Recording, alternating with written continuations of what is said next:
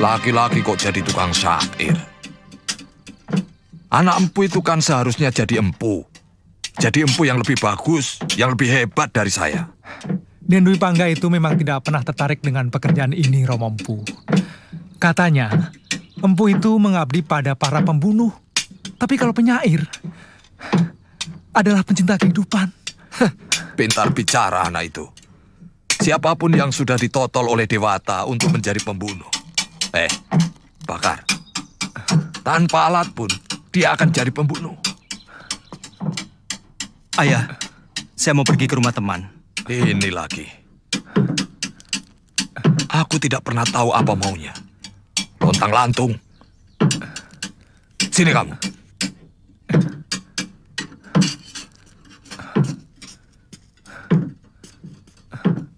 Di sini tempatmu. Bara api dan besi akan menempa dirimu menjadi manusia tangguh. Paham? Bagus. Menjadi empu itu tidak hina. Bahkan para ksatria menaruh hormat. Ini adalah pekerjaan orang-orang mulia.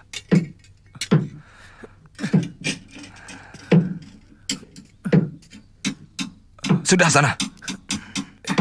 Baik, Ayah. Mereka tidak sadar bahwa kehormatan keluarga, kecukupan harta yang mereka nikmati dari bayi, adalah karena kemampuanku dalam membuat senjata. Keberhasilan para narapati serta senopatiku yang gagah berani itu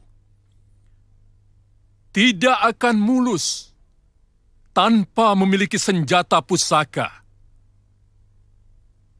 Untuk itu, aku sangatlah menghargai empu yang dengan sangat tekun telah menciptakan senjata-senjata pusaka untuk mereka.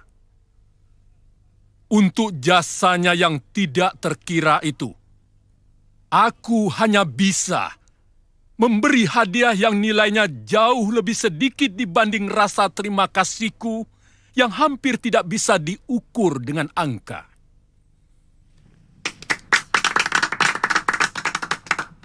Empu Hanggareksa, mendekatlah padaku untuk mendapatkan sedikit anugerah dariku.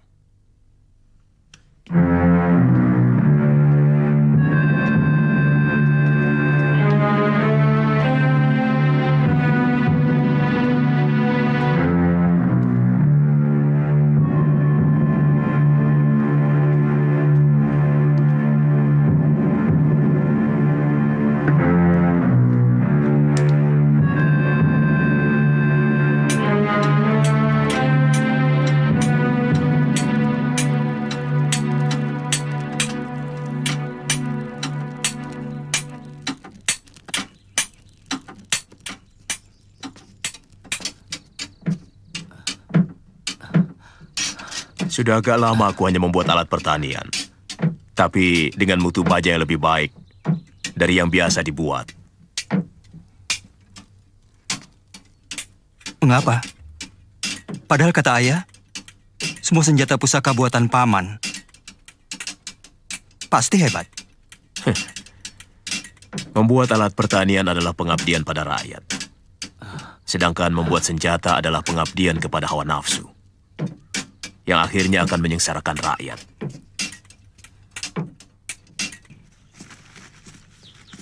Tetapi yang saya tahu, pada saat ini masih banyak para pendekar yang menjadi begundal-begundal para hartawan yang jelas-jelas memeras rakyat, Guru. Bagaimana itu? Itu namanya bukan pendekar. Karena seorang pendekar itu pembela kaum lemah dan sangat setia pada keadilan kepada negara. Setiap orang bisa saja memiliki ilmu kanuragan dan kedikdayaan. Tapi tidak setiap pemilik ilmu itu adalah pendekar.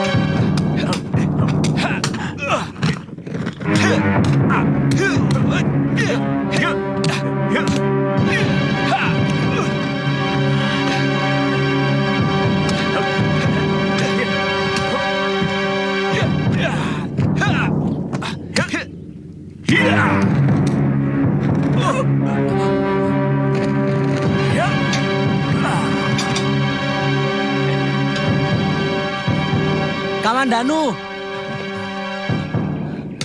gunakan jurus naga puspamu.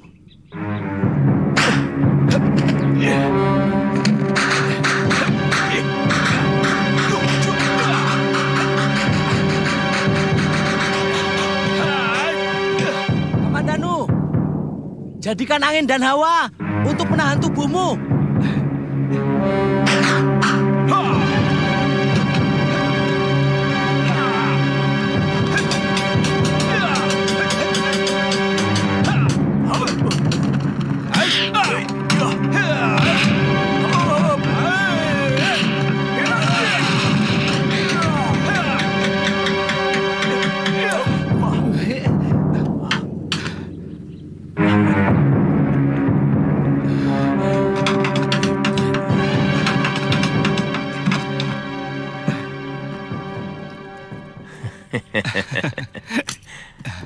Kau berhasil mengecohku. Serangan tanganmu tadi begitu cepat sehingga menutupi pandangan mataku. Itu adalah kunci keberhasilanmu. Sayang, kau terlalu bernafsu menyerangku, sehingga kurang teliti. Benar, Guru. Saya merasa Guru selalu mampu membaca serangan saya. Mungkin arah serangan saya sudah Guru baca dari sorot mata. Benar. Seorang pendekar yang arif harus mampu membaca serangan lawan lewat sorot matanya. Iya. Sehingga kita dengan mudah menghadapi jurus lawan. Itu kamu harus pelajari. Baik.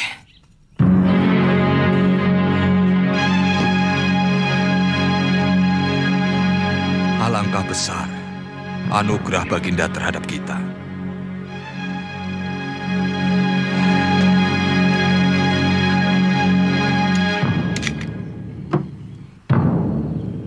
Lihat, ini semua karena pekerjaan ayah sebagai seorang empu. Itulah sebabnya, mengapa ayah mau supaya kau, juga Kamandanu, meneruskan pekerjaan ayah. Bahkan seorang adipati pun belum tentu menerima anugerah sebanyak ini.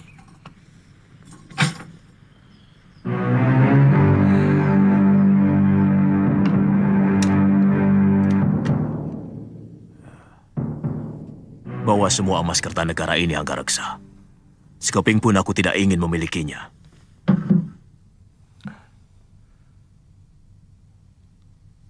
Jangan berlebihan, Kakang. Aku tidak mau mengangkangi semuanya. Karena di sini ada hak Kakang. Banyak senjata pusaka ciptaan Kakang yang dikirim ke Singasari melalui tanganku. Semua aku kerjakan untukmu. Bukan untuk Kertanegara, karena kamu adalah adik seperguruanku. Dan ku minta agar kamu tidak berusaha untuk merubah sikapku yang tidak suka kepada kebijaksanaan Sang Prabu. Baik, kita sudah sangat berselisih jalan. Ya, bahkan kita sudah berselisih paham. Kau sudah mulai sila oleh Gemilang Emas. Kakang, selama uang ini bukan hasil rampasan, aku tidak pernah merasa malu menyimpan hartaku yang kudapat dari keahlian dan tenagaku sendiri. Selamat tinggal, Kakang.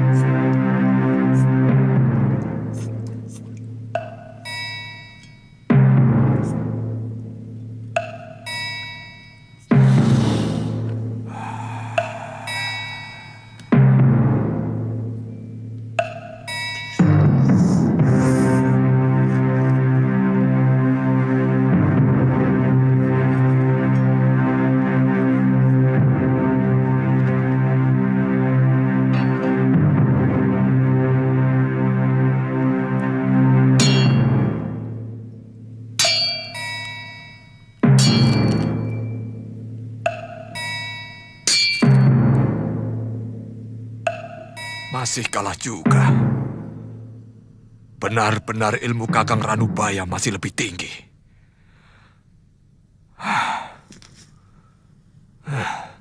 Kakang Ranubaya akan membahayakan kedudukanku. Ini tidak boleh terjadi.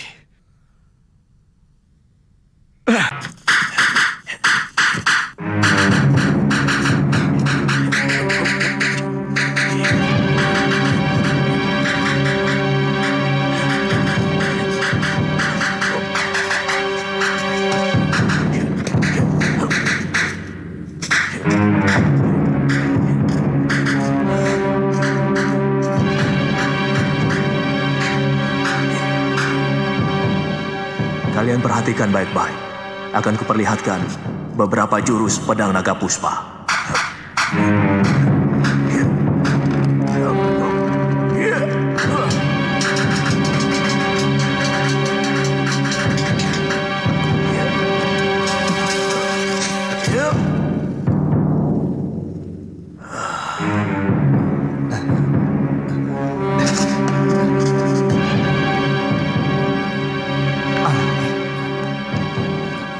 Guru, kok kayunya masih utuh, Guru? Awas!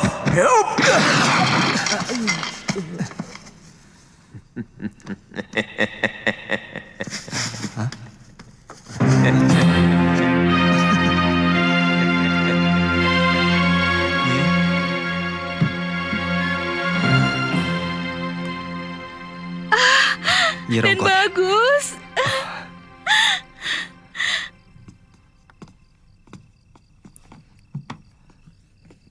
Bagaimana kabar ayahanda, Nyi? Sehat. Tapi akhir-akhir ini Gusti Sepuh sering mengurung diri di kamar pengisian. Nyai tidak tahu kenapa Gusti Sepuh sering murung. Mungkin memikirkan kamu.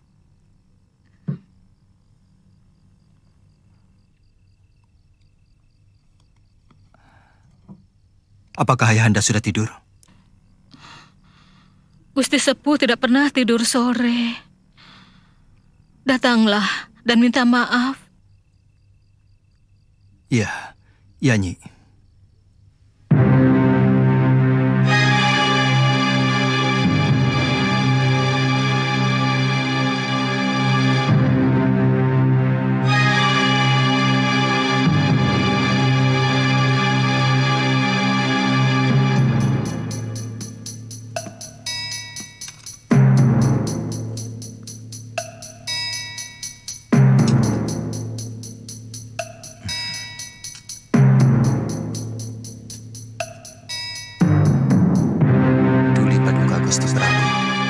Sebagai abdi yang ditugaskan membuat senjata pusaka dan semua perlengkapan tentara Singasari, serta mengelola ruang penyimpanan dan pemeliharaan senjata istana Singasari.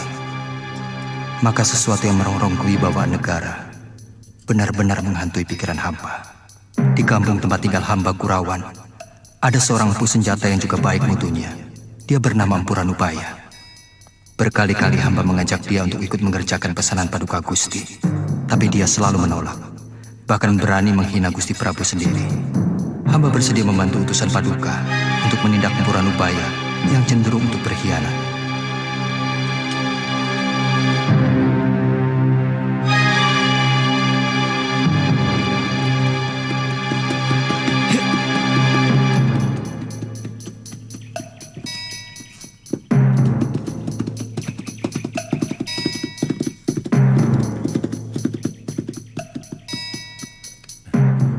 Picik.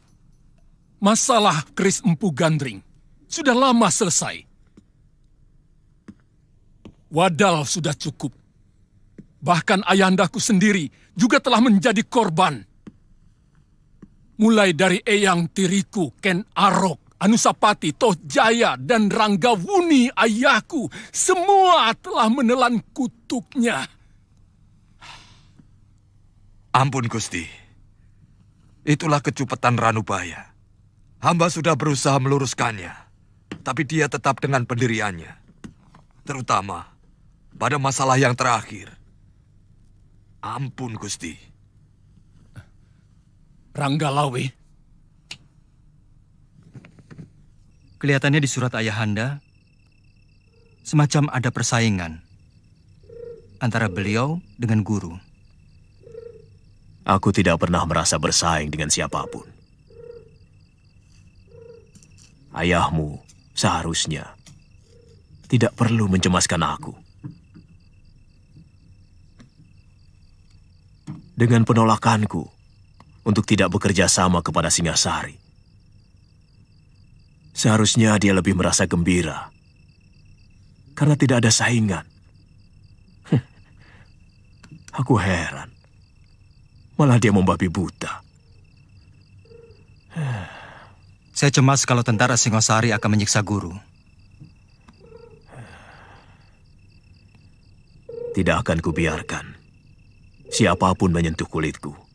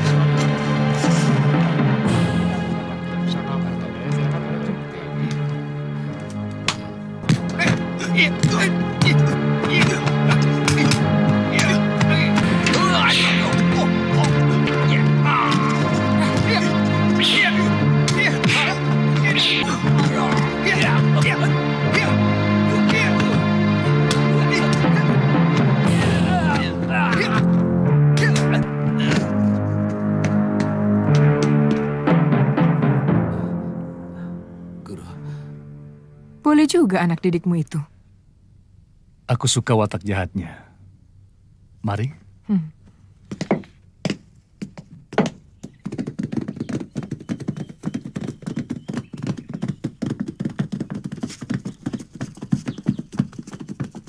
Kelihatannya sudah mulai sore. Apa tidak sebaiknya kita menginap di Apajek ini, Tuan Hanggareksa? Benar. Kita bisa kemalaman di hutan Gandasari. Saya pikir lebih baik kita menginap di sini. Tapi semuanya terserah pada Tuan Ranggalawe. cari penginapan yang terbaik.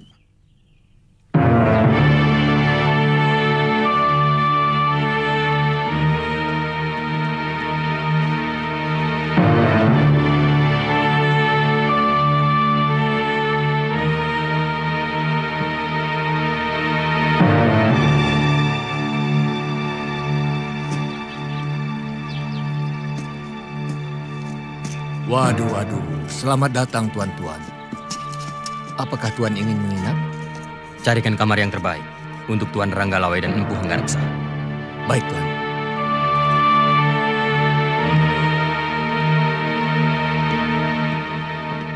Ada apa, Lejong? Matamu seperti mau melompat keluar.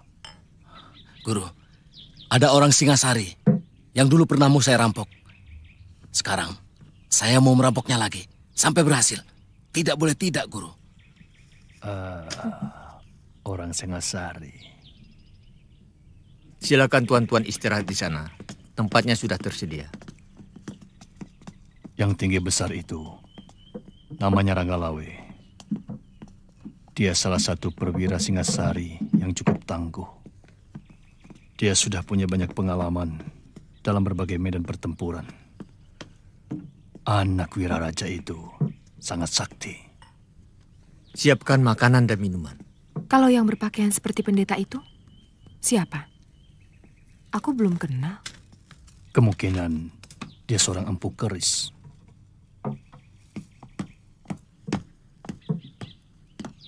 Kalian masih kenal saya? Tentu. Kamu adalah kelas kambing yang pernah mau merampok kami. Dan sekarang, saya mau minta semua harta yang kalian bawa. Jangan main-main. Kumpulkan seluruh uang kawan-kawanmu. Katakan pada mereka, aku sangat butuh.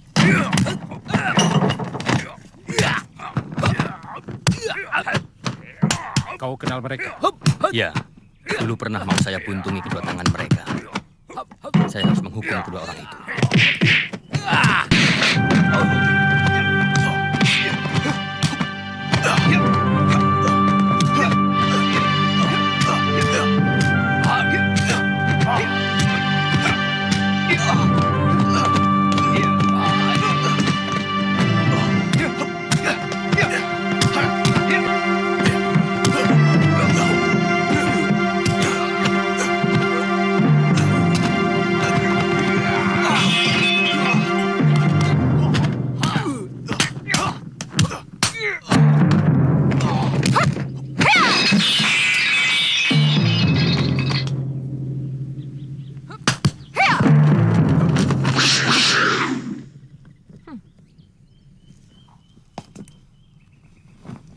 Sabar. Kenapa tiba-tiba Tuan yang terhormat ini menyerang dia? Mereka mau merampok kami. Dan ini benar-benar satu penghinaan langsung kepada tentara Singasari. Benarkah kamu mau merampok mereka, Jaran? Bohong, Guru. Saya tidak pernah bilang mau merampok. Saya minta secara baik-baik seluruh harta mereka. Nah, mereka kan hanya mau meminta. Kalau Tuan mau memberi, ya silakan. Kalau tidak mau, jangan langsung main cabut keris. Saya kira yang punya keris bukan hanya Tuan saja. Jadi kalian menantang? Namaku Dewi Sambi. Saya yakin Tuan sudah lupa. Maklum orang penting. Oh. Selalu lupa akan nama. Padahal dulu kita sudah saling kenal, bukan? Buat apa mengenang nama macam kalian? Kata-kata terakhir Tuan sudah cukup menghina saya. Benar, penghinaan tak bisa diterima.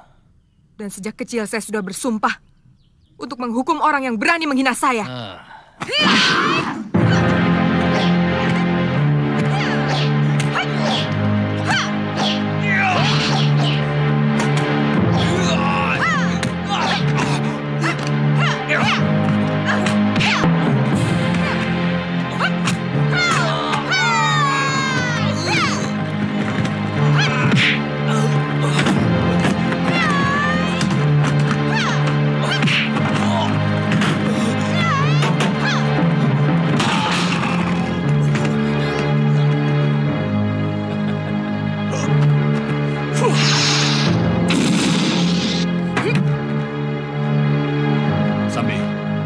Biar aku yang mengurus orang-orang Singasari ini. Kau cepat susul orang yang tadi.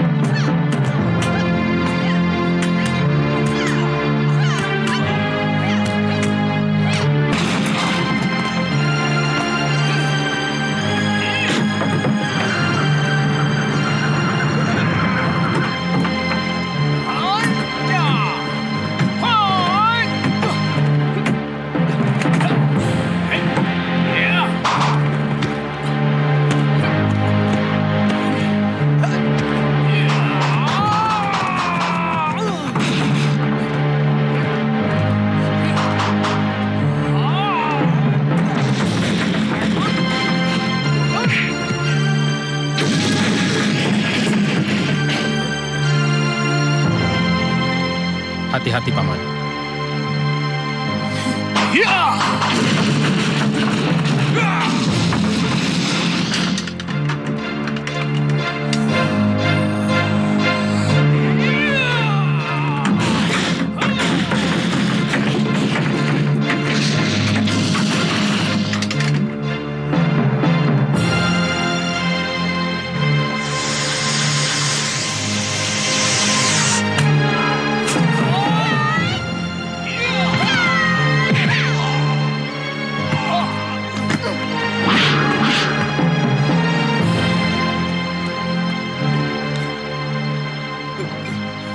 Selamatkan nyawanya, Paman. Biar aku yang menghadapi mereka.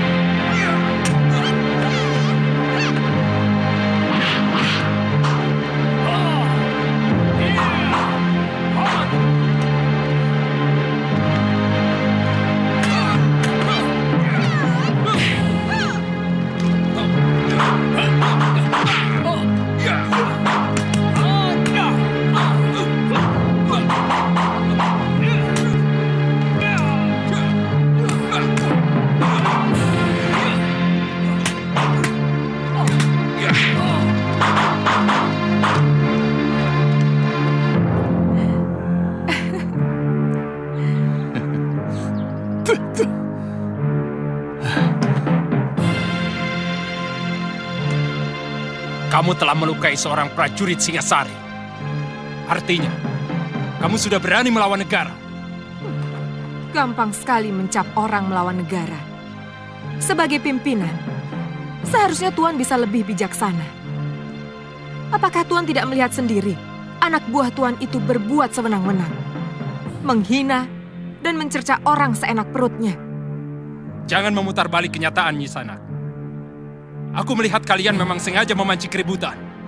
Itu juga tuduhan Tuan, bukan perbuatan kami. Jadi seharusnya Tuan yang kami beri pelajaran.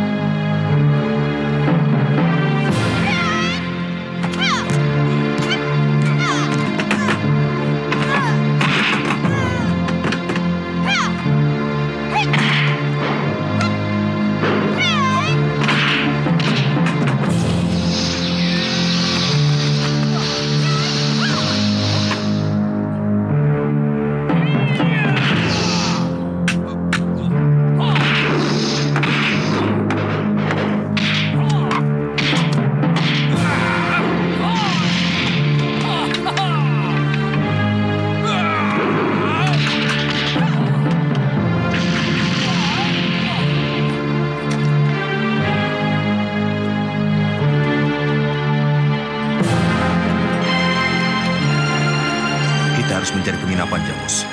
Daripada nanti kita kemalaman. Di sini ada, Gusti Pati.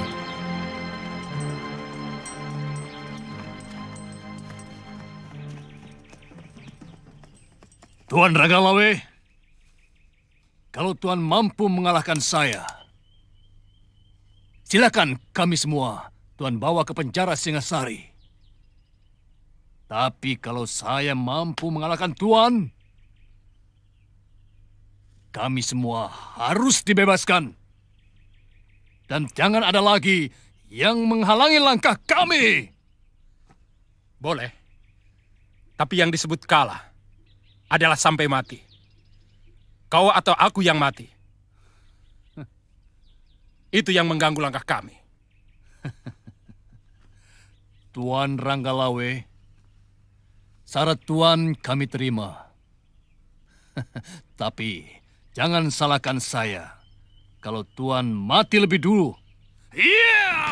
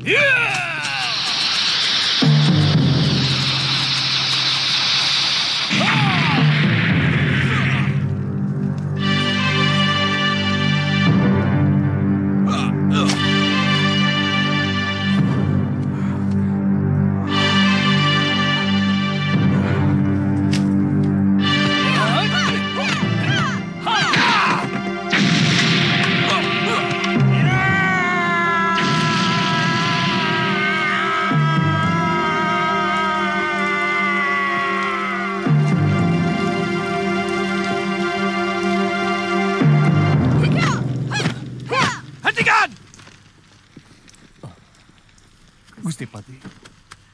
Jangan diteruskan. Tuan Patih Kebamundara, apa urusan Tuan dengan kami? Ini daerah Singosari, bukan Gelang-Gelang. Tuan tidak berhak melarang siapapun di sini. Sabar. Memang ini bukan daerah kekuasaan saya. Saya juga sebenarnya tidak enak ikut campur. Walaupun hanya untuk mendamaikan. Tuan Ranggalawe, mereka ini adalah orang-orang saya. Sebagai Patih Gelang-Gelang, saya minta maaf atas kesalahan mereka. Saya tidak suka diolok-olok. Mereka jelas telah melecehkan kami, tentara Singasari. Itulah mereka. Mereka tidak tahu sedang berhadapan dengan siapa. Mereka tidak kenal Tuan Ranggalawe yang sudah termasyur sebagai Panglima Perang Pilih Tanding. Baik, karena Tuan sebagai pejabat Gelang-Gelang, saya maafkan mereka. Tapi saya tidak mau melihat mereka di tanah Singasari. Kalau masih juga saya jumpai mereka, terpaksa mereka akan berhadapan denganku. Dan hukumannya, mati. Terima kasih Tuan Ranggalawe. Saya akan perintahkan mereka untuk kembali. Sekarang juga.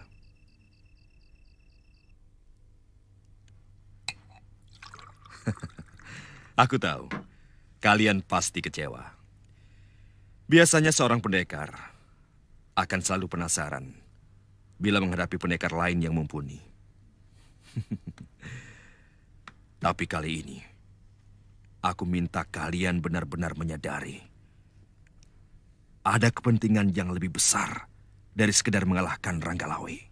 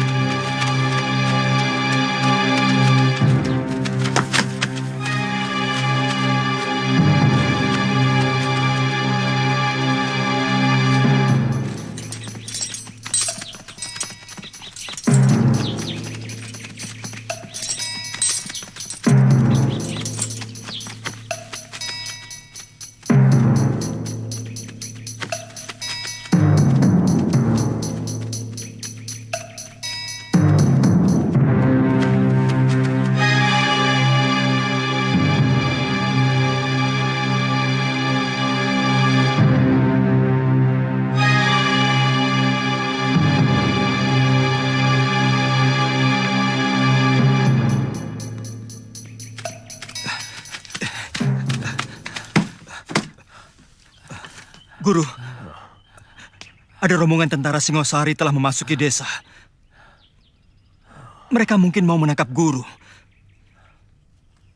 Sebab Ayahanda ada di antara mereka, Guru. Di mana kalian lihat? Di Bukit Padang Rumput. Masih ada waktu. Wirot, kamu jaga jalan menuju kemari. Kalau mereka sudah terlihat, cepat beritahu. Baik, Guru. Apakah Guru mau menyerah? Aku akan pergi. Sebab kalau aku sampai tertangkap, nasib ayahmu tidak akan lebih baik. Tentu kau pernah mendengar tentang Kris Empu Gandring? Iya, pernah Guru. Empu Gandring tewas oleh Ken Arok.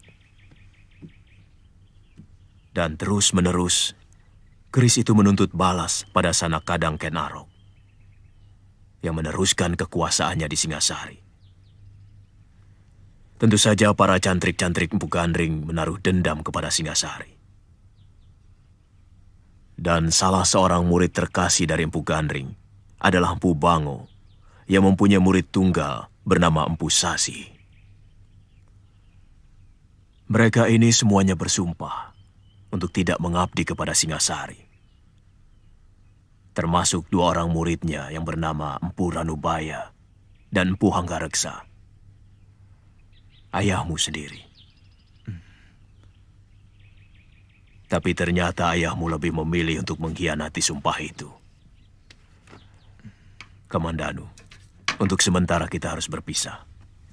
Jurus naga puspa yang kau pelajari, tinggal jurus pamungkasnya saja. Suatu saat kita pasti bertemu lagi. Guru mau kemana?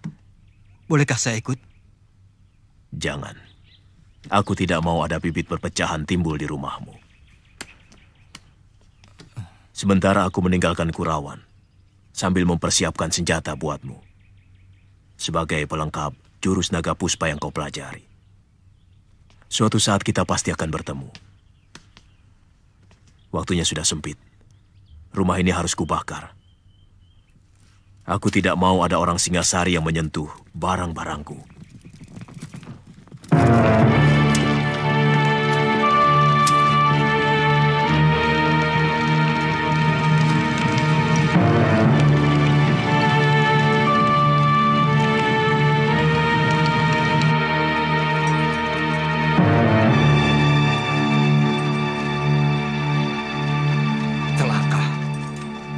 Ada apa, Tuan?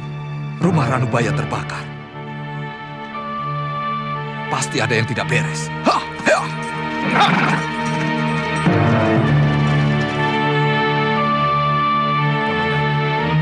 Aku rasa kini saatnya kita berpisah. Aku berjanji suatu saat aku akan mencarimu untuk menyerahkan keris yang aku ciptakan untuk melengkapi jurus naga puspa. Aku minta kamu harus mengamalkan ilmu itu untuk membela kaum yang lemah. Baik, Guru.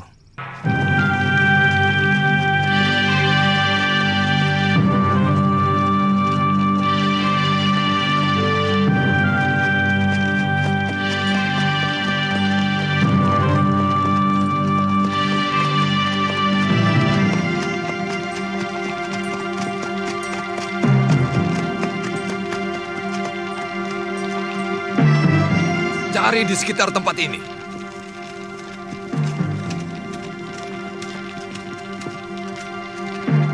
Pasti ada yang memberitahu. Apakah Tuan pernah menceritakannya pada seseorang? Bahkan pada anakku sendiri pun tidak.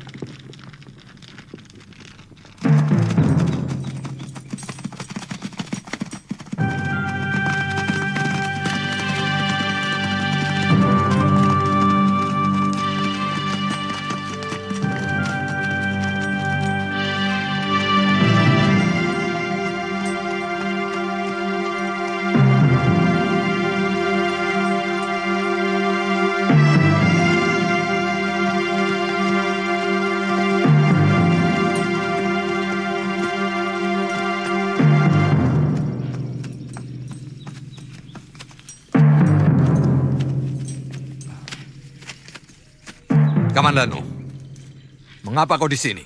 Mengucapkan selamat jalan pada Paman Ranubaya, Ayah. Rupanya selama ini kau minggat kemari. Saya nggak suka beruh di sini, Ayah.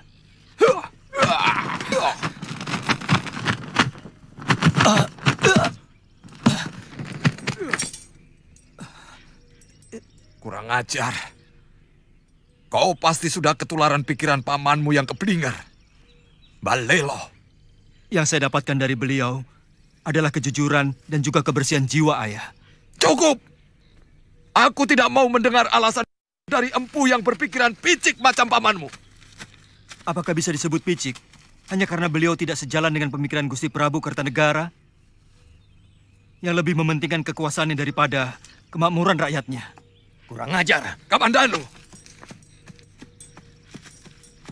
Kau harus mempertanggungjawabkan mulut yang telah berani lancang. Saya tidak akan lari dari tanggung jawab.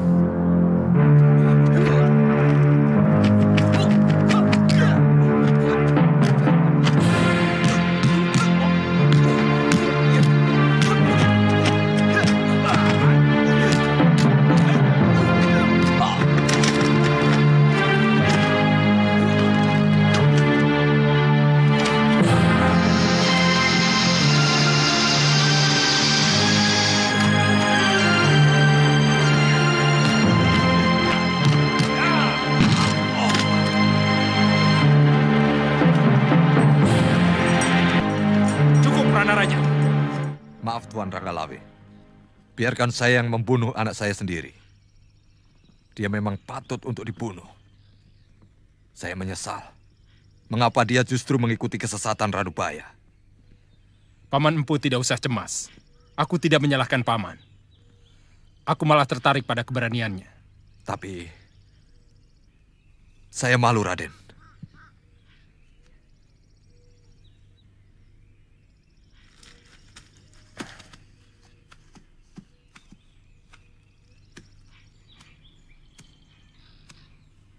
Aku kenal jurus-jurusmu. 12 jurus naga puspa, ciptaan Pugandri. Kukira ilmu itu sudah lama sirna. Ternyata masih ada yang mewarisi. Kau siap, Kamandanu?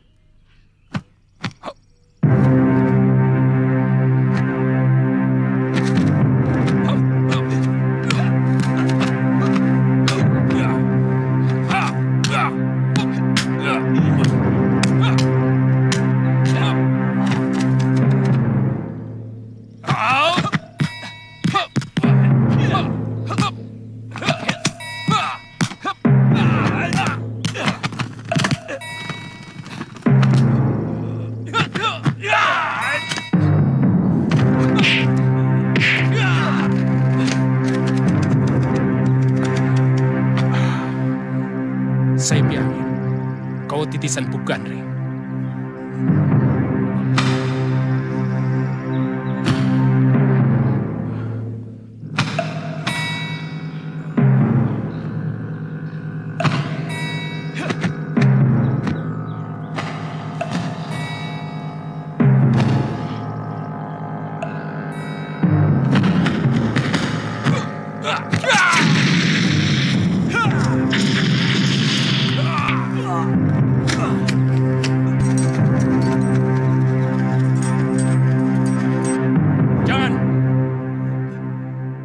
Aku sangat menghargai kejantanan dan keberaniannya.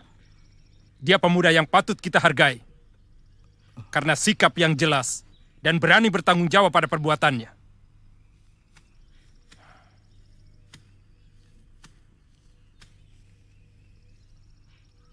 Makan obat itu untuk menghentikan darah dan mengeringkan luka dalammu. Bunuh saja sekalian anak itu, Tuan Ranggalawe. Saya merasa gagal punya anak seperti ini. Dia berbakat menjadi seorang pahlawan. Karena dia setia pada sikap. Kamandano, kau kuampuni.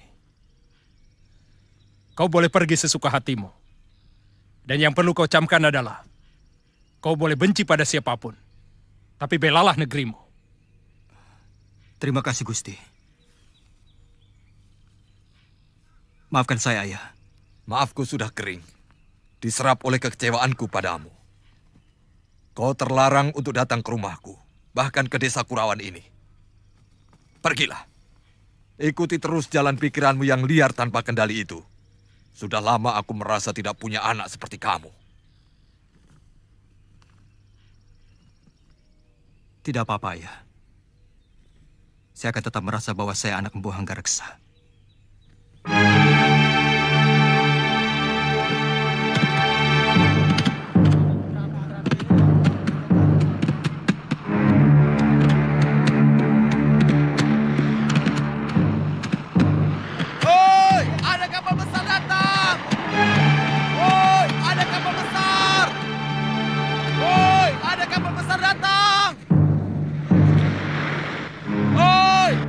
Ada kapal besar! Ada kapal besar datang! Mereka seperti dari negeri seberang. Lihat, bentuk kapalnya berbeda. Lihat, ujungnya seperti naga. Mungkin dari negeri naga. Cepat, panggil Gusti Adipati. Sudah, Kemi dan Nunu sudah ke sana.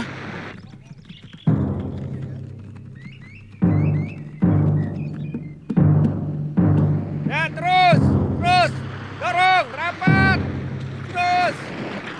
Dorong terus! Ayo, rapat terus!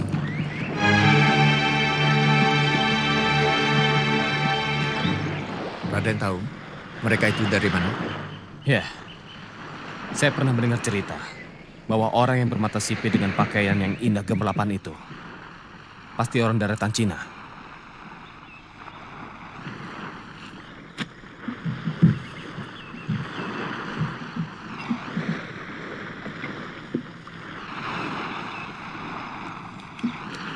Kami datang dari kerajaan Mongol. Kami mau ke kota raja. Bisakah Tuan menunjukkannya? Bisa. Tapi tuan-tuan ini mau ke kerajaan mana? Karena di sini banyak sekali kerajaan-kerajaan kecil dan kerajaan besar. Saya mau ke kerajaan Jawa. Nama rajanya Prabu Kertanegara. Prabu Kertanegara. Kelihatannya mereka sangat ramah dan bersahabat. Sementara ini mereka berada di Wisma Tamu, diantar oleh Gangadhara. Kalau begitu, besok akan kulaporkan pada Gusti Prabu. Mudah-mudahan tidak membuat masalah. Soalnya, akhir-akhir ini Gusti Prabu seperti sedang resah.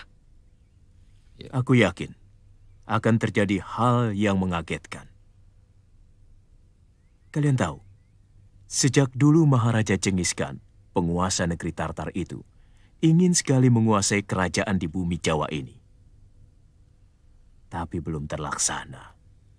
Jangan-jangan utusan itu akan menantang Singasari.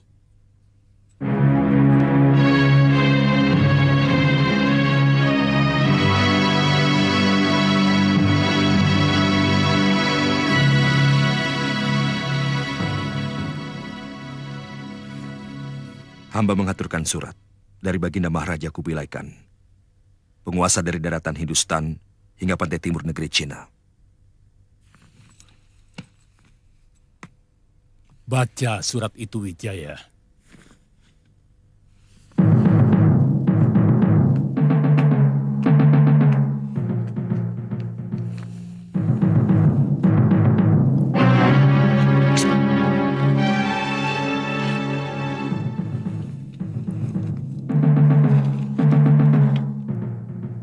Salam sejahtera buat Tuan Prabu Negeri Jawa. Aku Maharaja Kubilai Khan, pemimpin bangsa Yuan yang kekuasaannya menghampar dari tanah Hindustan sampai ke ujung timur negeri Cina. Akan menjamin keselamatan negeri Tuan kalau Tuan mengakui kekuasaan kemaharajaanku yang perkasa. Pasukan kuat kami mampu bergerak seperti badai gurun pasir, menghancurkan siapa saja yang berani menentang kekuasaanku. Kapal-kapal lautku mampu menutup lautan dan sungai-sungai di negeri Tuan. Sebaliknya, Kalau Tuan Prabu menerima ajakan baikku, maka kami akan membuka perdagangan dengan negeri Tuan dengan perasaan damai. Jawaban Tuan Prabu sangat kutunggu.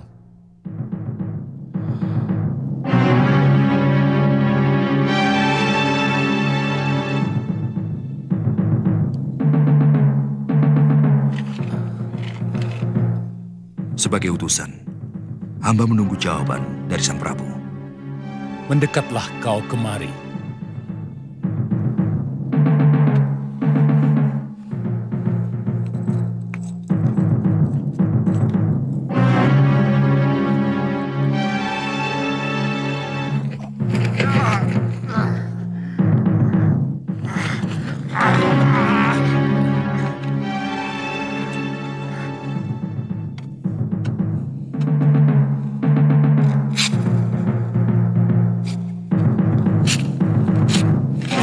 Jawabanku.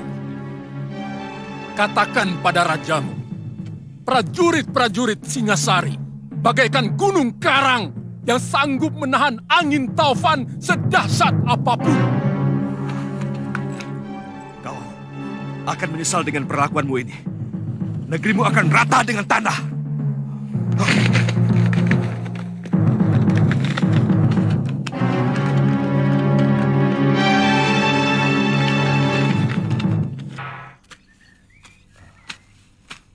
Sedang apa, Mbok? Jemur gaplek. Kok seperti bukan orang sini? Betul, saya ini orang kabur Kanginan. Boleh saya minta airnya untuk membasahi tenggorokan saya? Oh, ya tentu. Nah, itu gentong berisi air. Buat siapa saja yang haus. Silakan. Iya.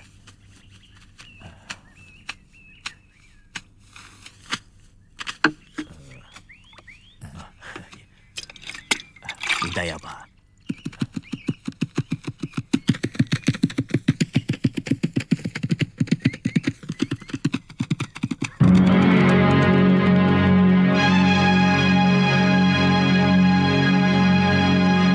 Awas, ya.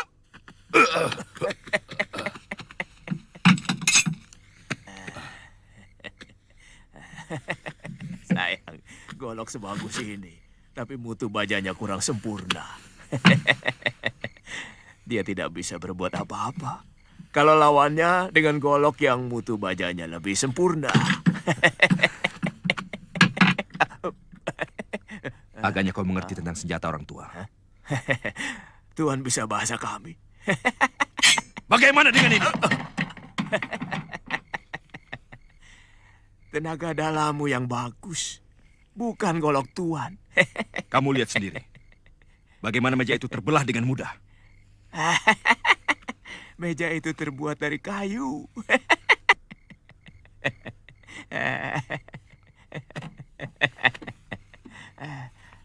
Aku jadi semakin penasaran denganmu, orang tua. Siapa sebenarnya kamu? Saya adalah empu, pembuat senjata.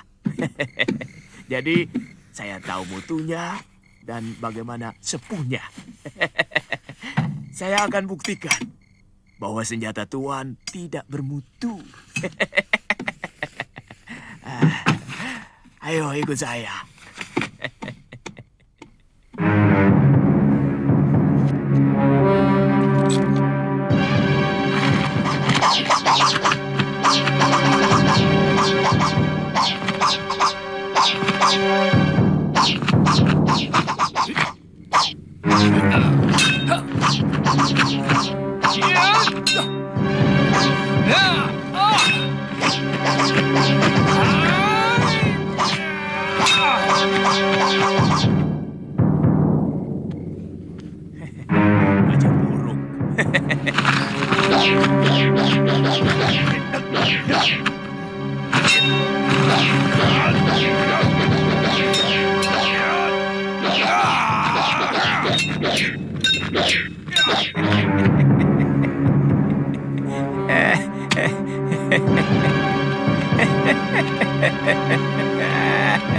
Kurang ajar.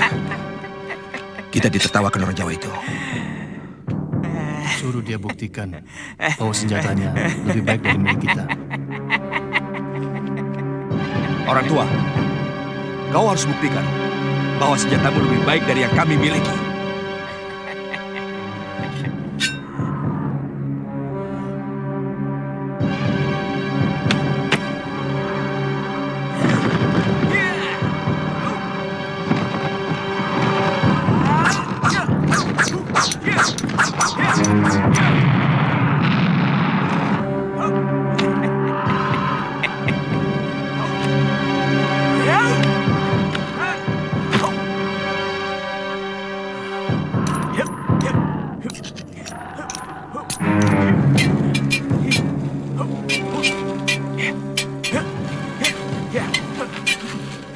Cukup!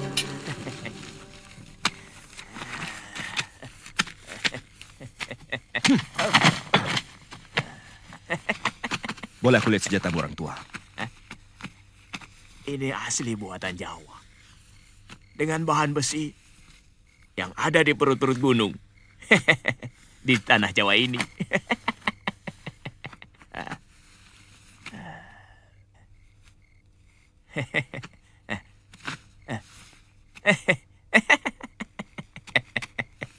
Luar biasa.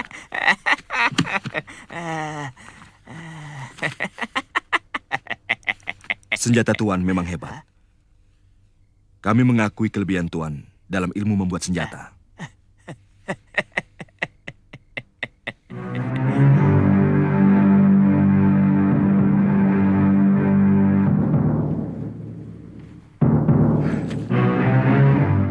Belum ada tanda-tanda dia muncul. Jangan-jangan dia tertangkap. Kelihatannya orang tua aneh itu bukan orang sembarangan. Wong Chow juga bukan orang sembarangan. Racun penenangnya sangat ampuh.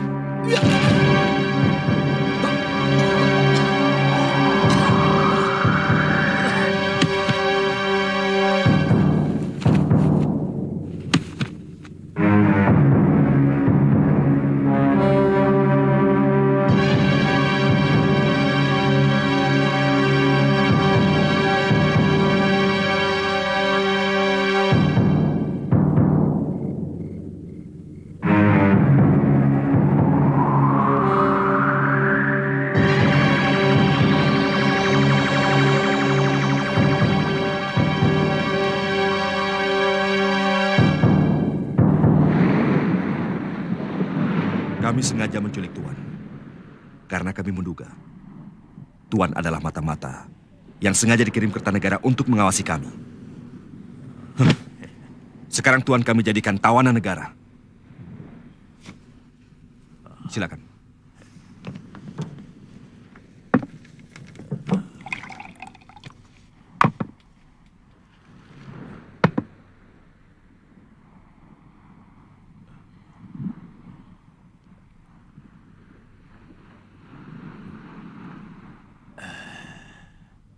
Boleh minta lagi? Tidak. Aku tahu. Tuan pasti ingin melupakan bahwa Tuan sedang menjadi tawanan kami.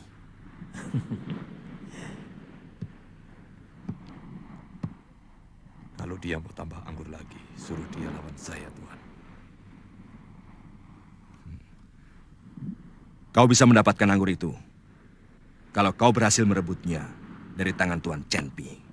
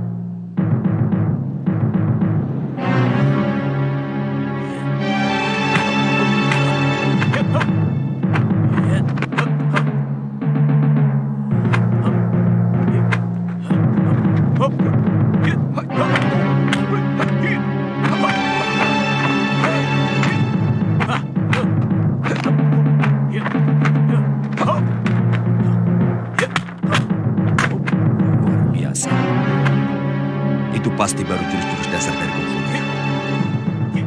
Aku yakin dia pasti bisa merebutnya.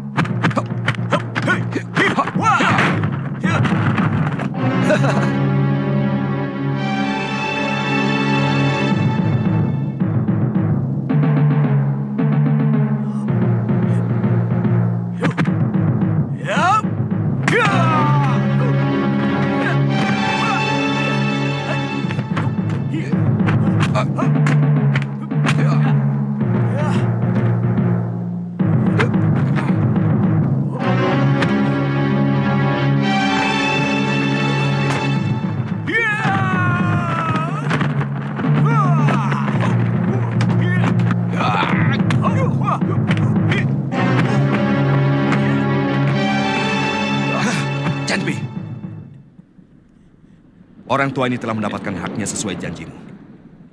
Kau harus jujur.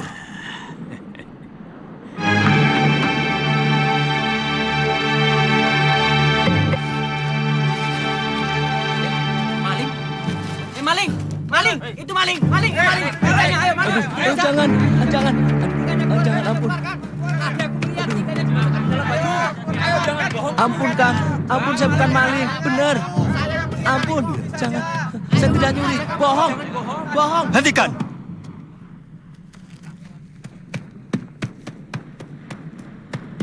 Saya akan bayar semuanya apa yang telah diambil.